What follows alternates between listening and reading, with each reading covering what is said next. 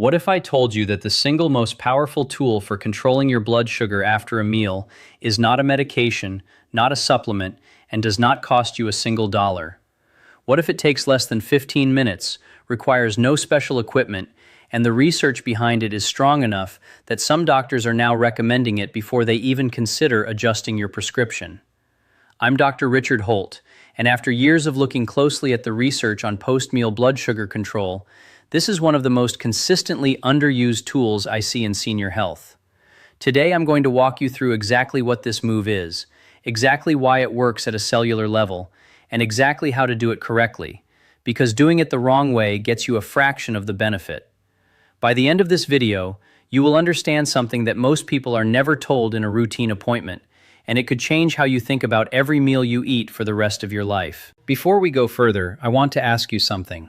Drop your most recent post-meal blood sugar reading in the comments below and tell me what you typically do right after eating. Do you sit down? Do you rest? Do you get up and move? I read every single comment, and your answers genuinely shape what I cover in future videos. Let's start with the problem, because you need to understand the problem before the solution makes any sense. When you eat a meal, especially one with carbohydrates, your blood sugar does not rise gently like a smooth hill. For a lot of people, especially adults over 60, it rises sharply, like a spike on a chart, and that spike happens within about 30 to 90 minutes after eating. This is called a postprandial glucose spike, and it is one of the most damaging and most overlooked patterns in blood sugar management. Here's why it matters so much. Every time your blood sugar spikes sharply, the lining of your blood vessels, called the endothelium, takes a small hit. Researchers describe this as oxidative stress, essentially a wave of cellular damage that happens at the exact moment glucose floods your bloodstream too quickly. One spike on its own is not catastrophic, but if this happens after every single meal, every single day, for years, that repeated damage compounds. It contributes to the hardening and narrowing of blood vessels. It accelerates the kind of vascular aging connected to heart disease, and it is part of why so many people with consistently spiking blood sugar eventually develop complications, even when their average blood sugar, the number your doctor sees on a standard test, looks acceptable. This is the part that surprises people the most. You can have a completely normal-looking fasting blood sugar and a completely normal-looking A1C, which is your 3-month average, and still be doing significant damage with sharp after-meal spikes that never show up clearly on those two numbers. The average can look fine while the spikes underneath it are quietly doing harm. This is why more and more research is shifting attention toward what happens specifically in the hour or two after you eat, rather than just looking at where your blood sugar sits first thing in the morning. So now let's talk about the move itself, because once you understand the spike, the solution makes complete sense. The single most powerful, simplest, zero-cost tool for blunting that after-meal spike is walking. Specifically, a short walk taken within the first 15 to 30 minutes after you finish eating. Not a walk you take whenever you get around to it later in the day. Not a walk before the meal. A walk that begins shortly after your fork goes down. Timing here is not a minor detail. Timing is the entire mechanism.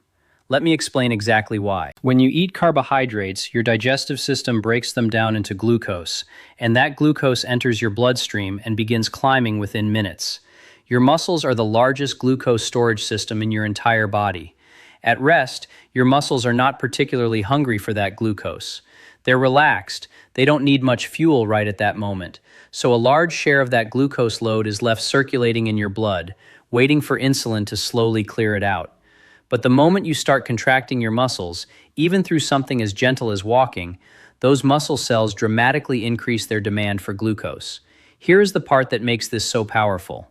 Muscle contraction pulls glucose out of your bloodstream through a pathway that does not require very much insulin at all. Think of it like this. Insulin is normally the key that unlocks the door, letting glucose into your muscle cells. But when your muscles are actively contracting, they essentially prop open a second door, one that doesn't need the insulin key at all.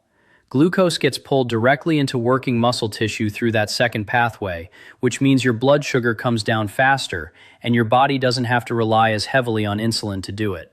This matters enormously for adults over 60, because insulin sensitivity, how efficiently your body responds to insulin's signal, naturally declines with age. Many seniors are dealing with some degree of insulin resistance, even if they've never been formally diagnosed with diabetes, meaning their cells respond more sluggishly to insulin's knock at the door. Walking gives your body an alternate way to clear glucose that bypasses a meaningful chunk of that resistance entirely. You are not fighting against a system that's become less responsive.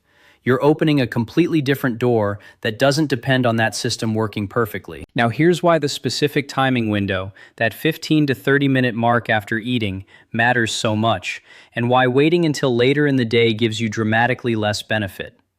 Blood glucose from a meal typically peaks somewhere between 60 and 90 minutes after you finish eating, and that peak is exactly when the most cellular stress on your blood vessels is occurring. If you walk during the rise, while glucose is actively climbing, you are intercepting the spike before it reaches its highest point. You are essentially flattening the curve in real time, rather than dealing with the consequences after the damage has already happened. If you wait 3 or 4 hours and take your walk then, your blood sugar has often already peaked and started coming back down on its own. The walk at that point still has value for general health, but it has largely missed the window where it could have blunted the spike itself. This is the single biggest reason people try this and feel like it didn't really do much for them. They walked, but they walked at the wrong time relative to the meal, not because the underlying tool doesn't work. I want to pause here and talk about something important, because I don't want you to misunderstand what kind of movement we're talking about. This is not about going for a strenuous, breathless workout right after dinner. In fact, very intense exercise immediately after eating can sometimes do the opposite of what you want, because intense effort triggers your body to release stress hormones like adrenaline, and those hormones can actually push your liver to release more glucose into your bloodstream at the exact moment you're trying to bring glucose down. What we're talking about here is a gentle, comfortable, sustainable walk. Something where you could hold a conversation without getting out of breath. Researchers in this area generally describe the ideal intensity as light to moderate, which for most people over 60 means a relaxed, steady pace, not a power walk and definitely not jogging. Let's talk about duration, because this matters too. The research in this area consistently points toward a window of roughly 10 to 15 minutes as being enough to produce a meaningful reduction in the after-meal glucose spike, with effects in some studies showing reductions in that post-meal spike in the range of 30 to 50% compared to remaining seated. Some research has looked at even shorter intervals, walking for just 2 or 3 minutes every 20 to 30 minutes after eating rather than one continuous walk, and found that approach to be just as effective, sometimes even more effective, than one longer walk. This matters practically because for a lot of people, especially those managing joint pain, arthritis, or limited mobility, the idea of a single 15-minute walk right after a meal might feel like a lot. The good news is, you don't have to do it that way.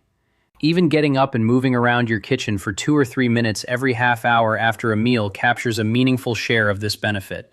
The body doesn't require one perfect long walk. It responds to repeated, gentle muscle activation during that critical window. This is something I see constantly in practice, and I want you to really sit with this example because I think it captures exactly why this one habit matters so much. Picture someone who has done everything they were told to do.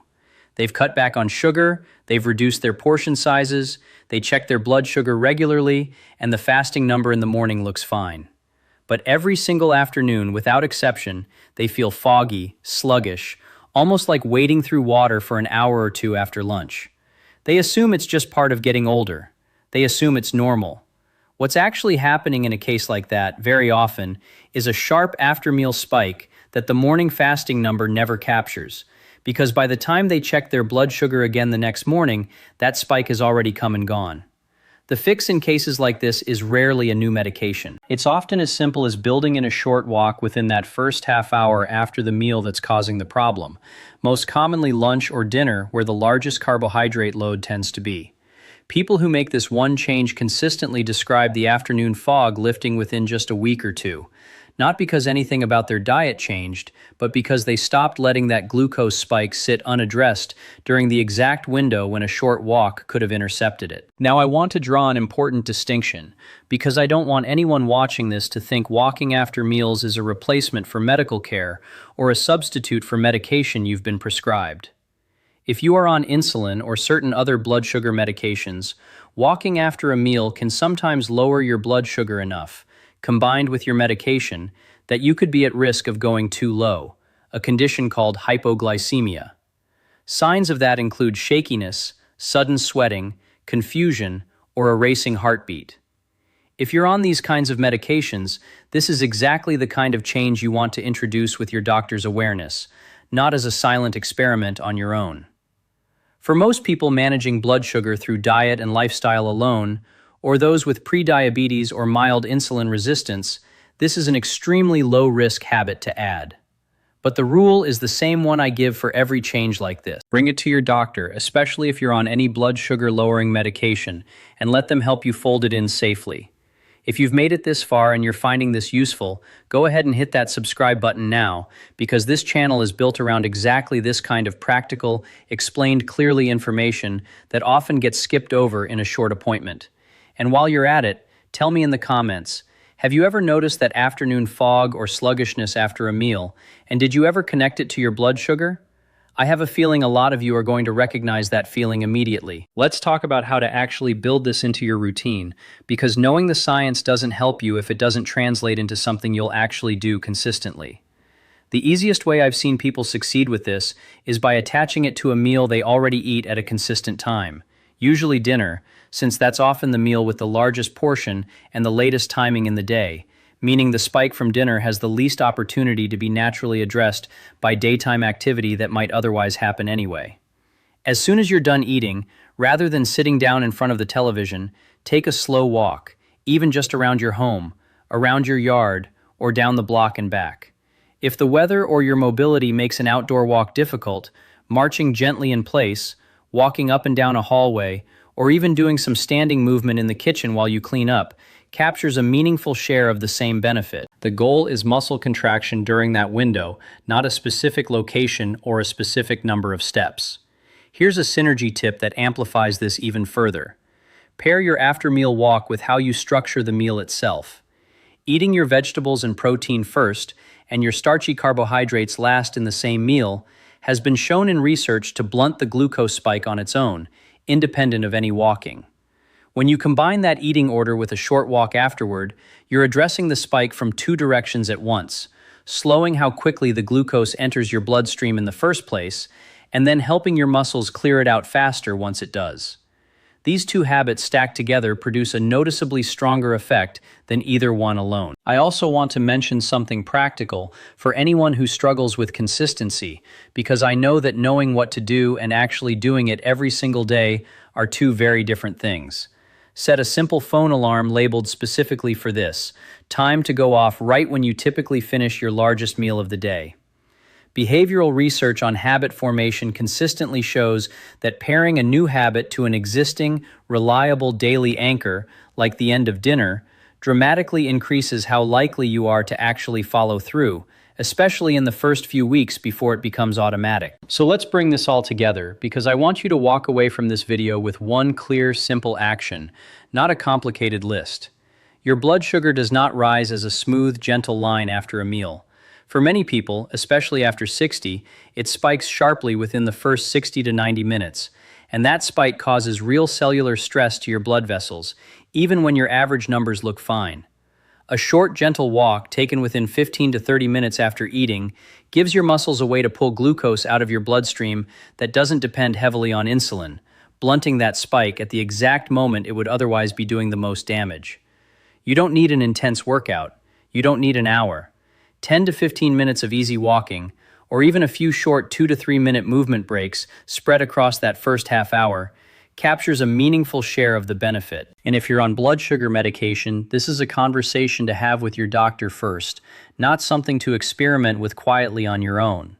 This is one of those rare health interventions that costs nothing, requires no equipment, and has a strong body of research behind it, and yet almost nobody is told about it in a routine appointment. If this video gave you something you can actually use starting with your very next meal, subscribe to this channel, because every week I bring you exactly this kind of clear, practical health information explained the way I believe it should have been explained to you all along.